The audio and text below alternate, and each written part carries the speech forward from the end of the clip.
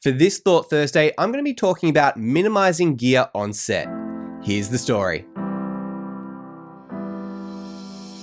Recently, I've been upgrading my video production equipment, and essentially what I've been doing is taking different pieces of equipment that have worked for me in the past and then upgraded to something that I know will work better for me in the future. For example, I had been using the Aputure 120D Mark II, and it was a great light and it served its purpose for the time that I was using it, but I found it was a little bit limiting being that daylight fixed color temperature. And I found myself in different locations thinking, gee, it'd be really nice to have a bicolor light. So I upgraded to the Aputure 300X, and I've found that light to be a great piece of equipment to get interviews and pieces to camera.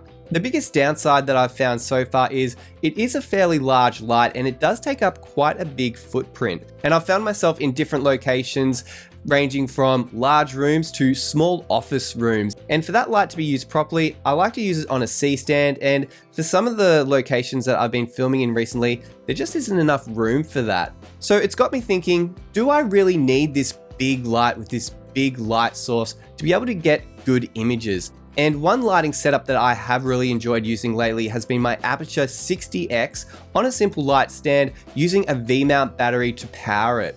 And having it powered by that V-mount battery does free me up from having to have it run off wall power, and that makes me a lot more nimble and quicker to be able to get different lighting setups. I use the Aputure light box that is specifically made for the 60X as well. It's not as big as the light dome or the lantern that I do use with the 300X. However, it does produce a nice and I believe flattering light for my subjects when I'm recording them. And this is just one example of me trying to minimize my footprint when recording in smaller spaces. Obviously, if I do have a bigger space to record in, then I do have the freedom to bring in my 300X on a C-stand and use as much room as possible. But it does make me think, do I really need it?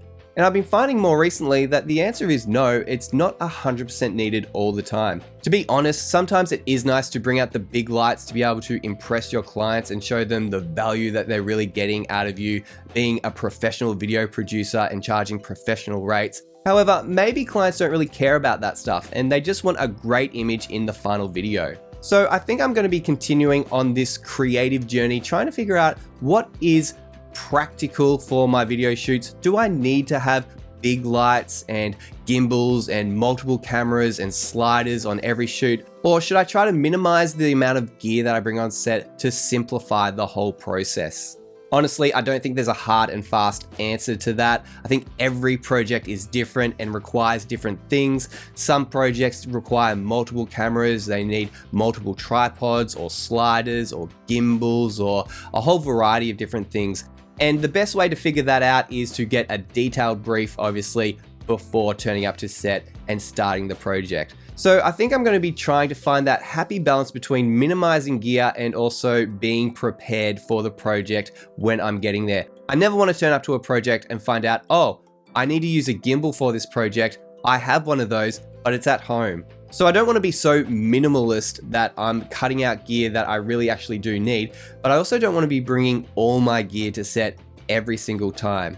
I guess the solution to that might be to get a production van, and that's definitely something I'm considering purchasing in the future. But let me know what you think. What is your philosophy with bringing gear to set? Do you try to bring everything that you own every single time just so that you know you're prepared? Or do you try to minimize your gear as much as possible so you're not carrying around too much stuff and slowing down the whole process and complicating it when it doesn't need to be? Let me know in the comments. I would love to hear your story. And that's the video. I hope you found my ramblings helpful, and if you did, please give this video a like, and if you haven't already, please consider subscribing to this channel for more videos on video creation in the future.